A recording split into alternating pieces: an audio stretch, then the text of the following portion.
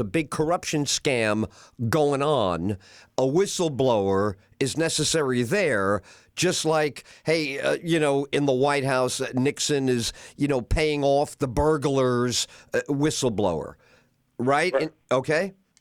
Exactly. All right. So you could screw this up a million ways.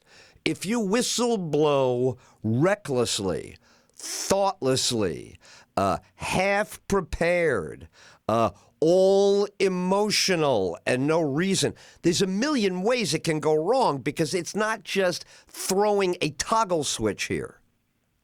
Right. Yeah. No. It's a freaking Rubik's Cube, man.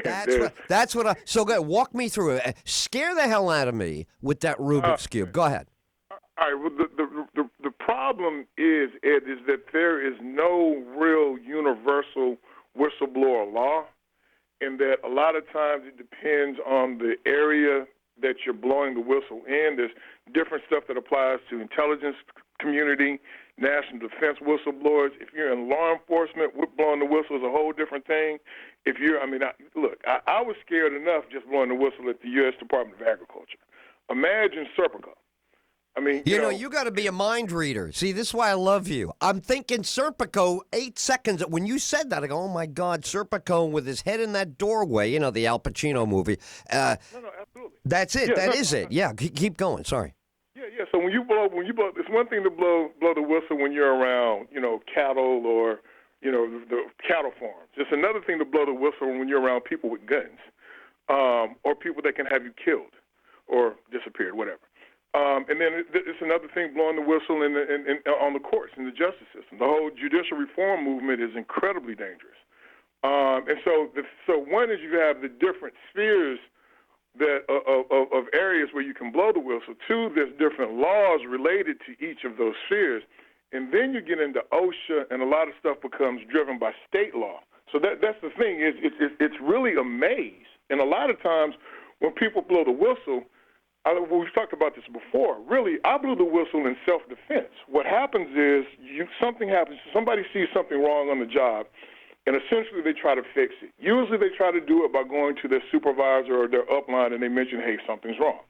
What happens at that point in time is either you're in the club or you're out of the club. And by exposing the fact that you have knowledge, you've now become a threat to whatever that department, that agency, that corporation. You're a threat to the system. What typically happens is all it takes to become a whistleblower is you ask the wrong question at the wrong time, and management starts to retaliate against you. By the time you get down the road to filing the complaint, it's an act of self-defense. So I tell people all the time that bad managers make good employees blow the whistle. It's a reaction to management harassment. And so you never had, in that sequence, Ed, I never had the time to go look up what state I'm in or go look up what industry I'm in. You know what I'm saying? I saw a problem, I tried to fix it, and now I'm in a hole, I'm on the slippery slope, and it can wind up being a whole world of pain. If you're just joining us, Michael McCrae is our guest. He co-founded the International Association of Whistleblowers, and he is the general counsel for the federally employed Women Legal Education Fund, which champions equal employment opportunity. He is an active member of the No Fear Coalition. They promote and support the passage of the Notification and Federal Employee Anti-Discrimination and Retaliation Act of 2002, the first civil rights law of the 21st century. Michael is also chief organizer, as he mentioned before, for the Whistleblower Summit, the annual conference that takes place on Capitol Hill. His book is called, I love his book, Race, Power, and Politics, The Inside Story of Acorn. And you can get that at Michael's website. I'll go slow. It's just the way it sounds. His name, Michael, Michael, McCrae, MCCRAY.net. This is... Or Acorn, or Amazon. Or Amazon, thank you. Or Amazon, easy enough. So now we get to current events. And it's so prickly and controversial, I'm going to try and ask it in the most informed way. we recognize the polarization, and if you're against Trump, I'm sure they hardly sleep at night. My God, he's talking to a foreign country. I don't like the tone. I don't like the way he's did this and that. So you could see this would be constant. So now you're in a moment and you think, oh my God, he's gone too far. Do you hear this? Now you hear what he just said, and the other guy goes, yeah, I heard it. This is what he does. No, you don't understand. This is worse. Oh my God. So now, when that guy says, I'm going to blow the whistle on the president, as I understand it, he went to the DNI, Department of National Intelligence. He went to their, what's the word I'm looking for? He went to their operational form and filled out that piece of paperwork, that, federal government form number. He pulls the whistleblower for intelligence, fills it out. Then there's people who read that and have to evaluate it. What should the public watch if those are the levers, if those are the moving pieces? Help the public watch this thing in their own interest, Michael. How do they follow this kind of episode? Wow. Hey, man, I just published a blog, an op-ed. Of course, the Washington Post and the New York Times didn't take it, but I did it on op-ed news. And it's called, the title of it is When Courage Blows a Whistle. And I give you my whole thoughts on the scenario that you just described. And I'm not going to take issue with what you said, but the way my understanding of the sequence of events is that the whistleblower, the IC whistleblower, files a complaint with, I think, the general counsel. He goes through the appropriate paperwork as you described. Ultimately, the next step is that the inspector general receives the complaint and does a preliminary review or investigation, certifies the complaint, and finds it urgent. And then, according to the Whistleblower Protection Act, as it relates to the intelligence community, the next step would have been to send that complaint should have been to send the complaint to the intelligence committees of the House and the Senate. Instead, the DNI gets it and sends it to first the White House, and then they send it to the Department of Justice. And of course, because the complaint itself mentioned it had allegations against the president and also included Attorney General Barr.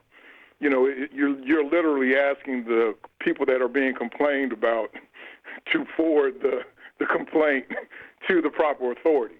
And so, of course, the complaint dies in the Justice Department, and somehow or another the House finds out about it and requests it. I think Adam Schiff requested. So eventually, the complaint winds up making it over to Congress. So that's kind of the scenario that, as I understand it. And to me, what it really illustrates is, mind you, the DNI, I forget his name, but he was he's a former Navy SEAL. And, of course, we have what happened with Robert Mueller in the Mueller report. And, in a nutshell, he does this investigation, and essentially he refuses to take a position. He kind of compiles evidence, but he makes no, because of a Justice Department memo, he refuses it, where his interpretation is that he can't indict a sitting president. Mueller goes so far as to say that it's unfair that if I can't indict a president, it's unfair to the president for me to even accuse the president because he can't defend himself in federal court. So he refuses to indict. He refuses to accuse the president, and of course the current administration views that as exoneration, as opposed to viewing it as a referral to Congress. And you know what? Let me just ask you though. You're so good with this. So right in that moment where Mueller determines, because of the policy, I won't accuse because he can't defend. Mueller did have a choice, didn't he? Couldn't he have said, I'm going straight to the Supreme Court. We're knocking out this policy. This is on my watch. This is how law works. That's insufficient. And now, if I'm doing this, now the Attorney General can't block me. Now no one can get in my way because I've stated that I'm on the way to checking this power. But Right. he took the other. He took the what is it? Discretion is the better part of valor. He took the look. I'm not going to start that nightmare because I don't know how that goes. The prudent thing, don't open up a can of worms if you can't clean up the table. I can't guarantee the outcome there. I'm not going to throw the country into a crisis. Isn't that the choice he made? Well, Ed, I view that two ways. The simple way that I view it is this. You know, Mueller is a former Boy Scout and a decorated Marine. He was definitely more Boy Scout than Marine on that one. And so, you know, and that was the other point that I was making. I have a Marine, I got a Navy SEAL, and I got a whistleblower. And at the end of the day, it's the whistleblower who saves the day. The other point, and whether it's because of the lines of authority, and it may just be that regimented way of thinking that comes from, you know, those environments. You know, we could discuss it, you know, we can analyze it, but ultimately the whistleblower sees something wrong and he doesn't care. The whistleblower is essentially trying to save our democracy, and in this particular case, the whistleblower he follows all the rules. I mean, it's a perfect complaint, so to speak. I mean, mind you, you can look at essentially the same thing, the same choice that Edward Snowden made, where he figured that the system just wasn't going to work. So he blows the whistle and then he absconds the country. So, I mean, this guy here is doing everything the right way. Everything that we criticize Edward Snowden for doing wrong, this guy or girl is doing it right. And well, here's where I want to ask, right? Believe me, again, I see exactly what you're saying, right? This is by the book according to Hoyle. This is the way we ask people to do it. So then the question I would ask you, you've got the much better gut. So from the gut here, you can't know this, but what is your gut? This is so politically charged. How do I separate a real whistleblower from a sincere? He just wants to stop things. It's not because they're illegal. It's not because it's against the guy. I can't stand letting him do this as president. That's just a person's personal tolerance. So help me, because I don't want. We're going to tell a whistleblower, you can't run in there and call foul just because you don't like it. You've got to make a real connection with a check and balance on the guy's power. Right, but this particular whistleblower's done that. I mean, mind you, there's not many whistleblower complaints get deemed urgent by the Inspector General. I mean, the complaint was, and I understand that there's an argument about hearsay and secondhand information. The complaint is actually verified by independent Inspector General who deems it credible and urgent. All right, and I don't even disagree with that because I understand deeming it credible means we agree. It's like granting certiorari. We agree to hear it, right? Okay. Okay. So now, when we look at it, would we have to conclude, look, you can't mention Biden. You can only say corruption, because when you say two syllables, Biden, then you necessarily have mentioned a political opponent. All you can say is, do you guys have any criminals that might be ours? Go get them. We hate corruption. If we're going to give you, I mean, that would be what I hear. In other words, you can't say Biden. I got you. You're losing me there. I'm being confused. Are we talking about the IC whistleblower complaint, or are we talking about the stuff that was the fact? Are we talking about the complaint itself? Well, I guess we are talking about the complaint itself. We are. We're talking about the phone call. The objection to the phone call is, I'm witnessing this guy break his oath. Mm-hmm. Okay? And then they go, look, listen to what he said. He said, did you look into Biden? And they say, that's the proof. The fact that he mentioned Biden's name triggers he broke the law. He's not, and then you say, but if he's going after corruption and the guy that's corrupt happens to be his opponent, what is the right way to say go get corruption, or you're not even allowed to say corruption? Because so how do you overcome? Thank you. Okay, I see what you're saying. My response to that, Ed, was in context. Can you tell me which other corrupt cases other than Benghazi, other than Hillary in Benghazi or Biden in Ukraine? If we're trying to root out corruption all across the globe, all right, tell me the other cases that they're working on. Let's make some statistical sampling of, are these cases actual boilerplate run of the mill corruption, or do these all happen to be Hillary, Biden, and other political enemies of the president? Well, if he mentions only the ones that he personally cares about, they come back and say, oh, thank you, Mr. President. That was 3 weeks ago. Here's what we got.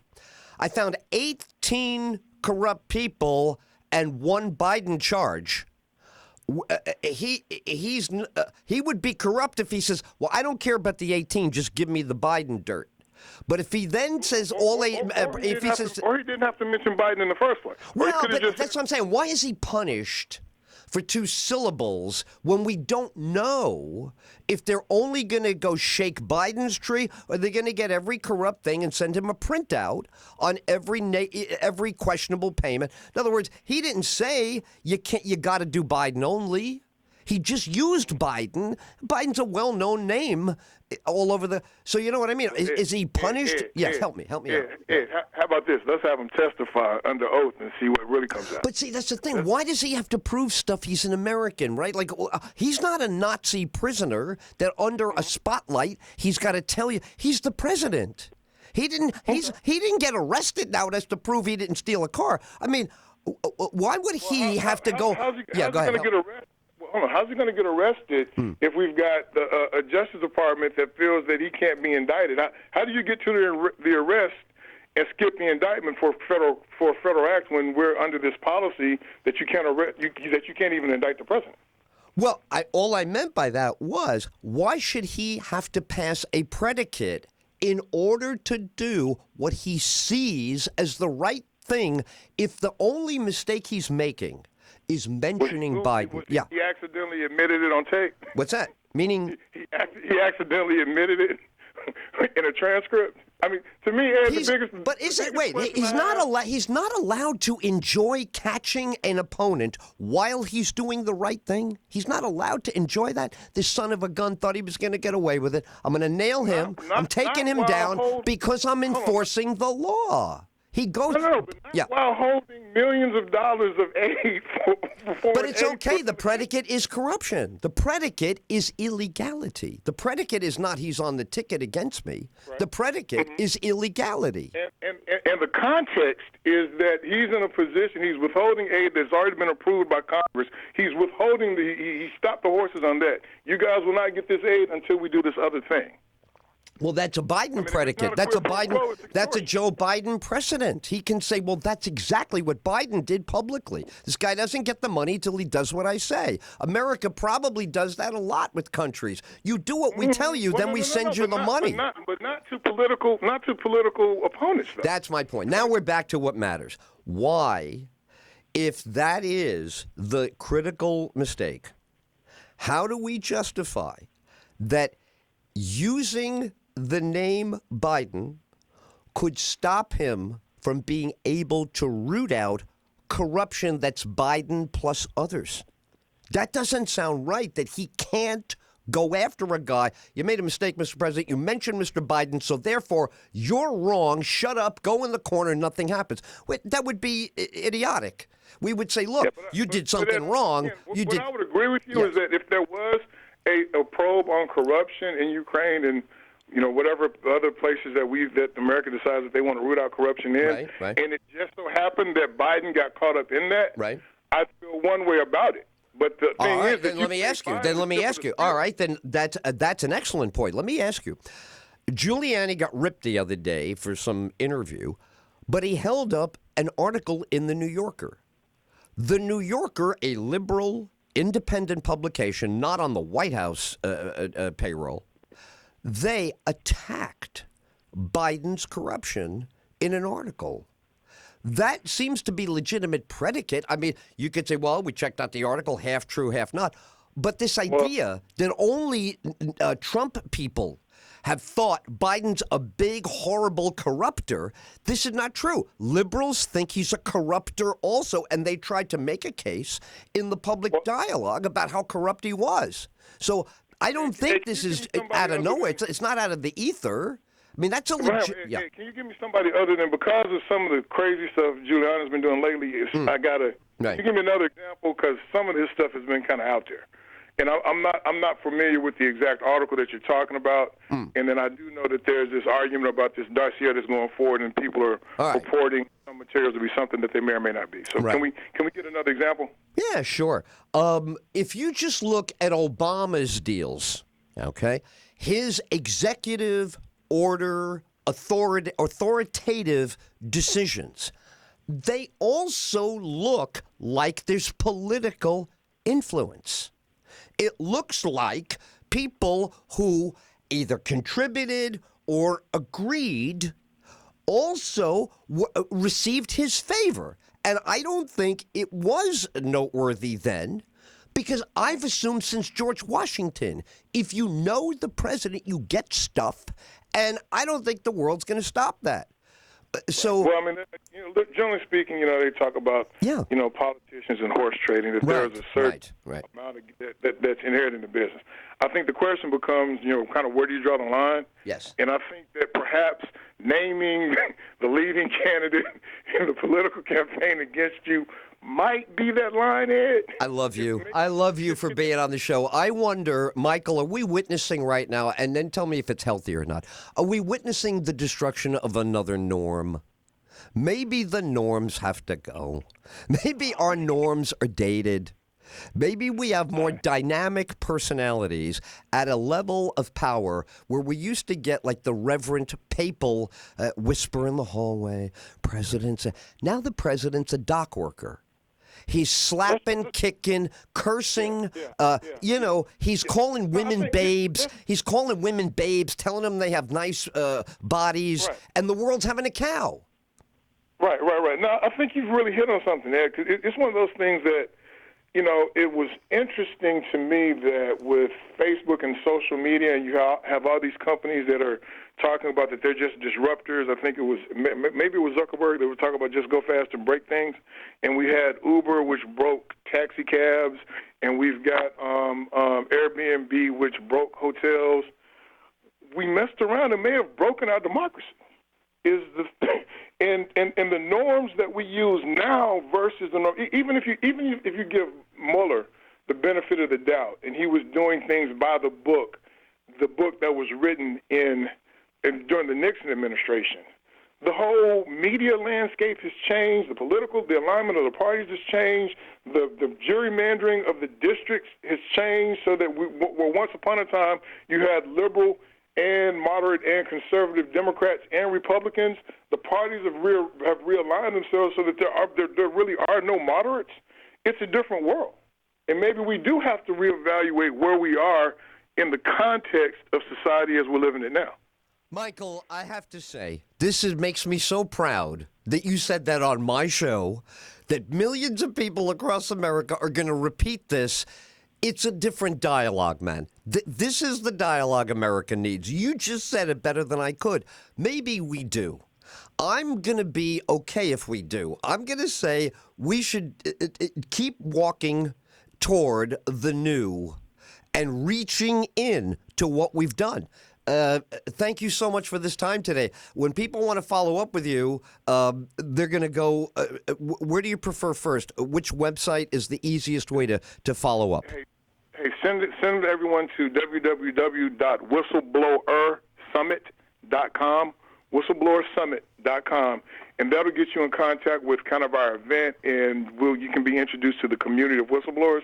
If you want to reach out to me directly, you can reach me at michaelmccray.net, MichaelMccray.net, and hey, Ed, it's always a pleasure, man. Time seems to fly every time we talk. I can't believe it, and I can't tell you how much fun we had today. So thank you for being generous with all the time, and we do it again soon.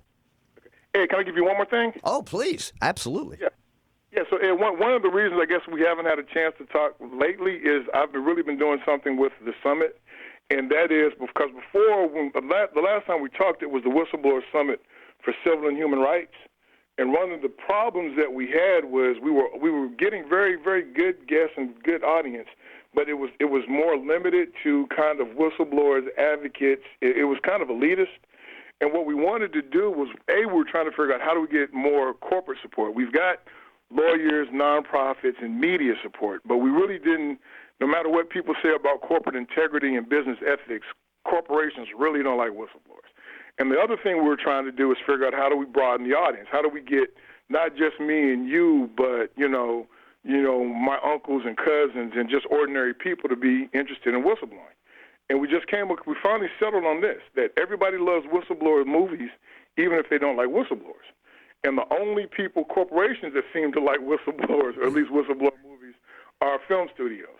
And so we decided to go ahead and build in a film festival into this Whistleblower Summit, and we had a huge success this year. We premiered movies, actually the Official Secrets, the movie about the British, the MI5 whistleblower in the Gulf War. They actually came and did an advanced screening at the summit. Netflix film, The Great Hack, with the Cambridge Analytica whistleblowers, they came to the summit. So we've been doing some really incredible stuff, man, and I appreciate you for giving me the opportunity to kind of get the word out. Oh my God! And what you just said, I think will be successful because the way you described it, it does make it sound like the kind of event that an ordinary person will go to and start picking up on. So when the time comes, it won't be Googling the word and starting from scratch. You're just going to have a lot of conscientious people who are going to want to be in that mix. Now, we mentioned Serpico before. Silkwood has to be one of the great whistleblower films of all time as well. Absolutely. And All the President's Men. Oh, my God. Watch it every time it's on. Every time it's on. How do you not watch that? Yes. All right. This is great. Fantastic. All right, thanks, Ed. Appreciate it. Oh, you bet, Michael. Thank you. I appreciate the time. So, wow. You know what? Now he's got me thinking. I'm pulling out Serpico tonight. That's all. I'm watching Serpico because of this interview with Michael McRae. EdTyll Show, EdTyll.com. Fantastic. See, people go, I don't know.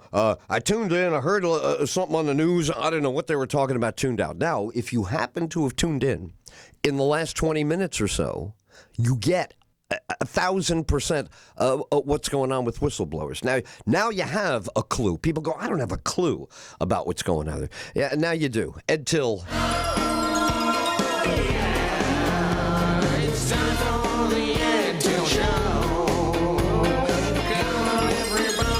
Come on, everybody, listen to the EdTyll Show. You may not like what he has to say, but he's gonna say it anyway.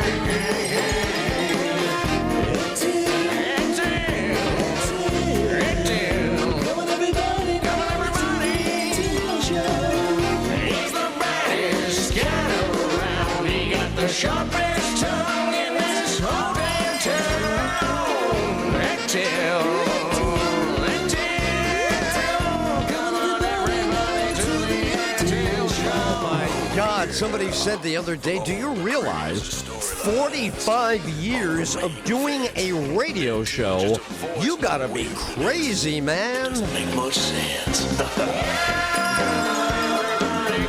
Everybody, listen to the EdTyll Show. EdTyll. Never looks for middle ground, never sits on a fence. Talking facts with a razor's edge can be a little intense. He's more than just a voice on the radio. Sending out truth to brothers who don't know. And if you can't see your word out there, rush on. EdTyll strip you bare.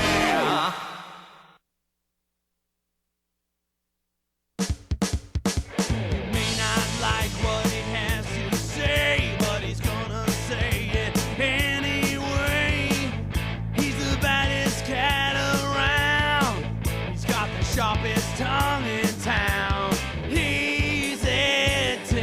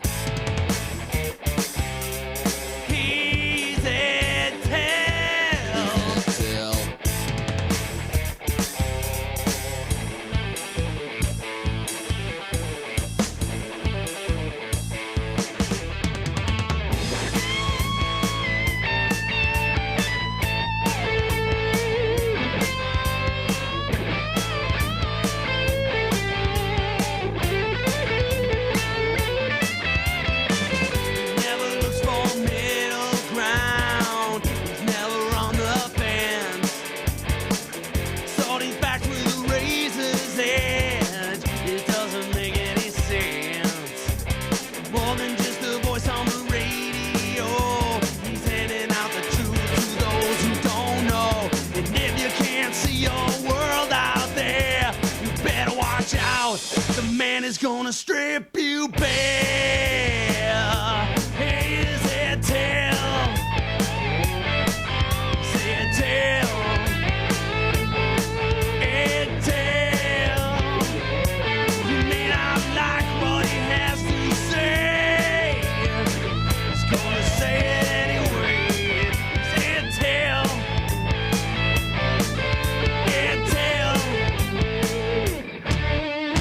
It is the EdTyll, or Edward Till, by the way, is okay. You can use Edward if you wish. Oh, that's noisy, man. Don't be so noisy on the microphone, man. Shut up, will you please?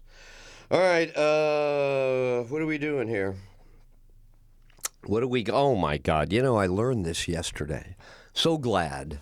I checked the news. Okay, do you, like me, enjoy the local news, especially when it's all impeachment? What am I going to do with that?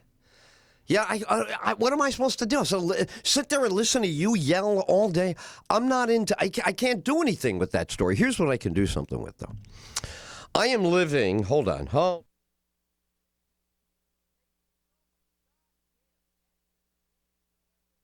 Okay, good. Now, better.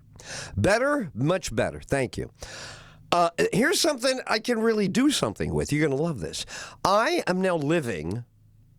Wow, you are a goddamn noisy SOB, aren't you? Are you finished with your noise so we could make ours? Good Lord. I hear you reverberating there. Could you just make it silent? Thank you.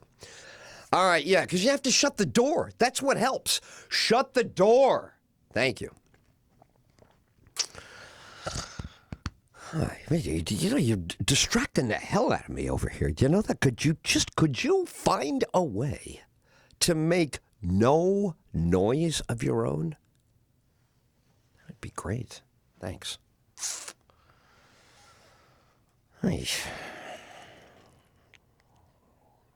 I think so. I think you're finally, yes. The answer to your question on the screen is yes. Finally, I'm satisfied. Am I satisfied? That's what it's all about. Your job is to satisfy me in the studio. I have high standards. You're learning your standards. You don't know what standards to have. I have standards. I have standards on this program that go 45 years, since the very first program. Since a guy like me, an older guy like me, was kind and generous enough to show me how to behave in here. Yeah. And you're learning, whether you want to or not. Exactly. That's right. Good word. Involuntary. It's involuntary. Correct. Right. I don't want your consent. I want your behavior. Oh, you're taking away, you're a kid. See, you're just a little schmucky kid. You're taking away Grandpa's fun. Grandpa gets to go to the golf. This is like for me playing golf. I love to play golf. I love when I hit well. I love when the ball sails through the air. I love when unexpectedly a putt goes in. I love that. You are not allowed to ruin Grandpa's golf game. I got all the smart people you need in the world. Tisha, Rob, Michael. We are an endless supply of brilliant people. That's what I've done over the past, really about 5 years ago. I said, Larry King and I were right, and people who disagreed with us are wrong. Me and Larry, correct. Clowns down the hall, incorrect. And they were always with, interviews get to be boring. That is someone with a shrinking intellect who says that. That is someone who is not thirsty and have an appetite for knowledge and understanding.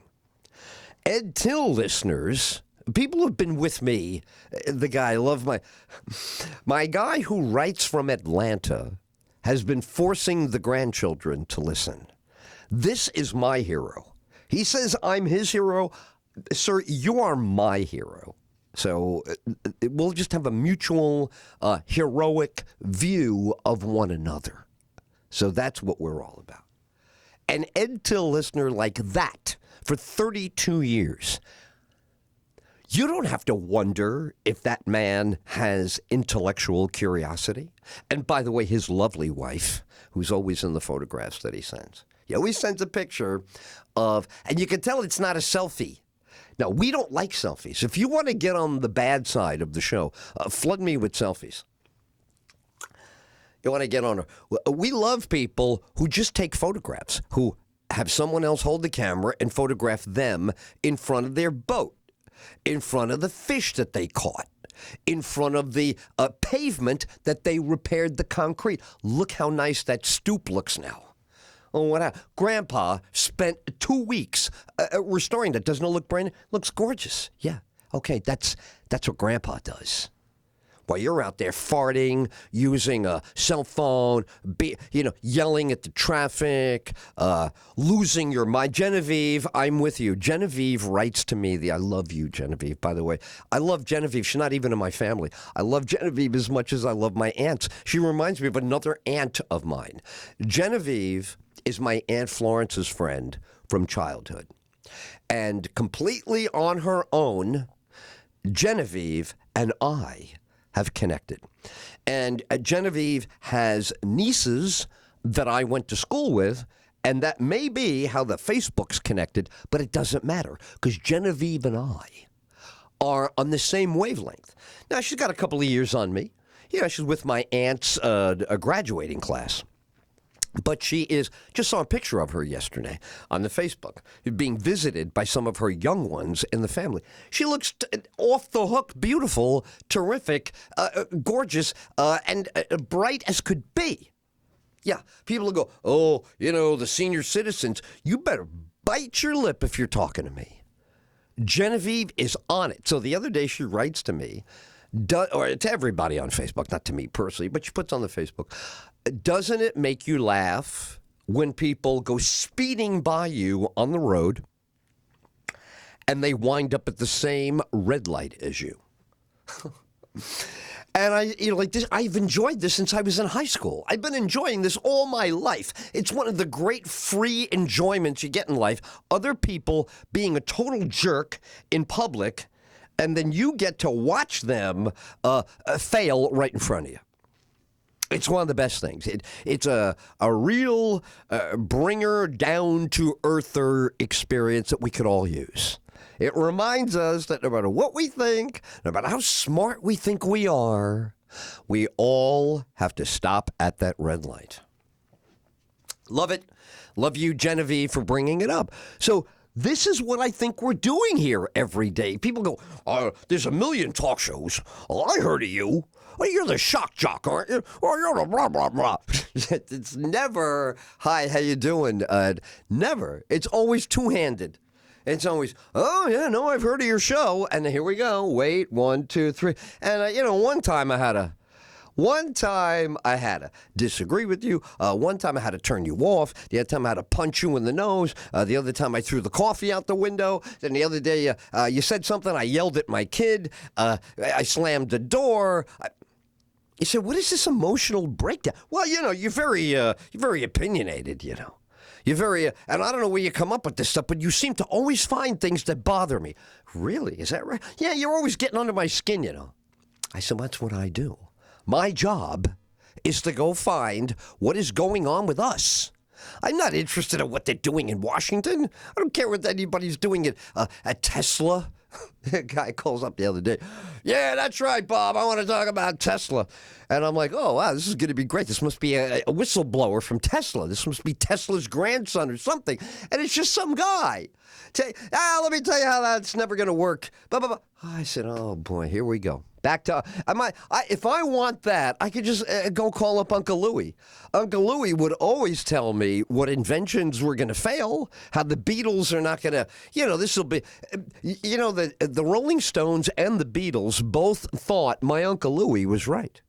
When you interview these people who were at the beginning of greatness and, the big, Abbey Road is still the number one album now. I mean, not all the way through, but it just became number one again. So 50 years later. But Uncle Louie would have told you, listen, these Beatles that come and go. It'll be here today, gone tomorrow, Edward. And I remember, when I'm a kid, everything is disposable. You're trying to hook onto something. There's got to be something that's going to last and endure. Yes. Well, what about the New York Yankees? They'll always be great. Listen, the Yankees had a lot of bad seasons. Oh, the Yankees hit a drought. Oh, the Yankees. There's an era in the Yankees' history where, I don't know, none of the players got to the World. There's some crazy anomaly where even though they almost always go to the World Series and win it almost all the time, and the Red Sox beat them once when it was, 3 games to none. You can take all this and stuff it in a stocking for Santa Claus. What I know is they win a lot, and I loved watching Severino last night get out of that second inning, striking that guy out and barking at the crowd. That's what it's all about. So, even the Yankees can suck. That's what my uncle was trying to teach me when I was a kid. Is Superman? You say, well, he's never in trouble, right, Uncle Louie? What are you talking about, Edward? And I go, Superman, he flies. Kryptonite. Oh, he's right. Oh, boy. It's always something. And the Batman's got Joker. That's big now. Boy, that was a setup, wasn't it? I mean, you got to give people credit where credit is due. You and I were set up. They started out with the Joker. Oh, the Joker. Oh, it's going to be big. Everybody's going to go see it. Oh, it's going to be great. Then we get close. Oh, it's very violent. I don't know if people should see this. This is crazy. And then Joaquin Phoenix is on some show in England or whatever, and they go, so, Joaquin, what do you think if your movie were to inspire real, actual killing? He runs out of the interview. Oh, boy, Joker's in trouble now. Oh, God, what happens to the Joker now with the movie? Oh, Joaquin Phoenix is everything. It's over for everybody. Joaquin Phoenix's career, that's over. Batman won't be allowed in the movies anymore. That's too violent. Batman said the wrong thing to an immigrant, and now that problem is back. So everybody's yelling. What happened? Oh, the movie theaters hired extra security. Do you know that? Yes, there's armed guards. Armed guards? Yes, armed guards at the movies, at the theater. The theater called in security. The local sheriff. Sheriff calling. Yes, hi, it's the movie theater. Hi, Sheriff. You want some advice? No, I'm calling because you got the Joker playing there. Yes, we do, Sheriff. Well, I want to be a good sheriff. I don't want to start a problem. But, it's my job to make sure people don't die after the news says that they might. If the news says people might die from a movie, my job as the sheriff is I have to show up now because everybody expects people to die. Oh, it's okay, Sheriff. We got some room for you. Come on over. So sheriff goes over there. Then the private security goes over there. And now the people go in to see the movie. Ladies and gentlemen, thank you. Please turn off your cell phones and get ready to get scared, terrified, have a nervous breakdown. Call your therapist now. We have an app. If there's too much violence, hit 1. If there's too much cursing and verbal abuse of categories of people that you get offended on behalf of, hit number 2, 3, or 4. If you yourself might think about committing an act of violence, that is somewhere during this film, if you have unresolved aggression and you've ever had thoughts of being malicious and hurtful to another person, please hit number 7. That's the lucky choice on your app. I mean, by the end of this, who's left to watch the movie? I just saw Once Upon a Time in Hollywood recently. Did you? Great film. So, that was pretty violent and crazy and bizarro. So, could the Joker really be somebody said, the most violent movie ever made? Oh my God. All of this, what has the box office been? The biggest ever. one day, the movie made $39 million. In one day in America. Internationally, it made another $100 million. But in one day in America, $39 million. That's the most for an October movie. Christmas, New Year's, Halloween, you get inflated numbers. Oh, my God. Phone's ringing. Bing, ba-bum, boom. Boom, boom, boom. All right. Good afternoon. This is the EdTyll Show. How are you? Ed, it's Rob. Oh, again. there he is. There he is. Oh, now let me guess. Have you listened to what I was just saying?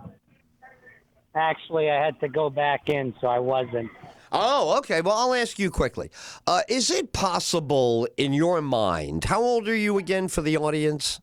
24. As a young adult as you are, if somebody says to you, Rob, the Joker movie is so violent, Rob, it's going to make other people commit an act of violence. We have to do something. What would you say to them? Well, I wouldn't go and see the movie because I'll tell you what, they actually All right, told hold on. all Time the out. Hold on. That's the second part. First part is, what do you say to them when they say, Rob, this movie is going to cause violence? Do you go, baloney, I don't believe in that? Or do you go, I've heard that, I think that's true? What do you think about the idea that a movie makes people do things they would not have done on their own? Yeah, I don't buy that. I don't think a movie does something. I think there's more as far as mental issues that the person would have that would make that do that. It wouldn't be just somebody watching a movie saying, hey, I'm going to do this now. Okay, good. Now, why are you not going to the film or you're not interested in the Joker? Why? Well, I'm interested in seeing it, not right when it comes out. First of all, it's going to be packed. Second of all, they said they actually told military officials that don't go to the movie when it comes out because of these issues that you're bringing up right now about people maybe committing acts of terror. So I'm with if the military says it, as far as that goes, I'm with them, and I'm not going to go. All right, so now you mentioned a couple of things there that I think are great topics. All right, so are you ready to? Let's do a topic off of what you just said. Okay, I started going to the movies many, many moons ago. You are just complaining about the same thing I complained about 50 years ago. Same complaint, identical. I do have a problem watching a movie with a million strangers sitting on top of me. What is the right distance? In other words, if you're going to make a movie theater where you don't bother me, I don't bother you, I cannot have you sitting 2 inches on top of me. So what is the right way? I'm like you. I don't want to, if it's a hot, Joker is playing around the corner from my house, okay? Mm-hmm. You got that? If I want to see Joker, I see Joker today, but I'm going to wait online to get in, and there's going to be people sitting next to me all over the place. So what's the right way to see a brand new movie at a movie theater? What's the right way? Well, the right way is to go for the matinee or the earliest